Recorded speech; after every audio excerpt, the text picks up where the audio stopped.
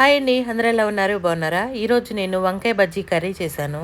వేడి వేడి అన్నంలో ఈ కర్రీ వేసుకొని తింటే సూపర్ అంటే సూపర్ గా ఉంది. ఈ కర్రీ ఫస్ట్ టైం మా పెద్దమ్మ చేసినప్పుడు తిన్నాను. మా పెద్దమ్మ వాళ్ళది గూడూరు దగ్గర రామాపురం. నేను చిన్నప్పుడు స్కూల్ కి వెళ్లే టైంలో స్కూల్ హాలిడేస్ ఇచ్చినప్పుడు మా పెద్దమ్మ వాళ్ళ ఇంటికి అయితే వెళ్ళాము, నేను మా అక్క.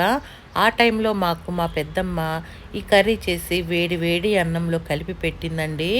సూపర్గా ఉంది. అప్పటి నుంచి ఈ కర్రీ ఫేవరెట్ అయిపోయింది నాకు. కానీ ఒక్కటే డౌట్, ఈ కర్రీకి వంకాయ బజ్జీ కర్రీ అని ఎందుకు పేరు వచ్చిందో ఇప్పుడు కూడా తెలియదు నాకు. మన సబ్స్క్రైబ్ లో నెల్లూరు సైడ్ వాళ్ళు కానీ గూడూరు సైడ్ వాళ్ళు కానీ ఉంటే మీకు గనక తెలిస్తే ఈ కర్రీకి ఆ పేరు ఎందుకు వచ్చింది అన్నది కామెంట్ చేయండి. వంకాయ బజ్జీ కర్రీ అంటే వంకాయ బజ్జీ వేసి దాన్ని కర్రీ చేస్తే అది వంకాయ బజ్జీ కర్రీ అవుతుంది. కానీ ఇది పప్పులాగా చేస్తారు. ఎందుకు ఆ పేరు వచ్చిందో ఇంతవరకు అయితే నాకు తెలియదు. కర్రీ మాత్రం సూపర్ గా ఉంటుంది. తినే కొందికి ఇంకా తినాలనిపించింది.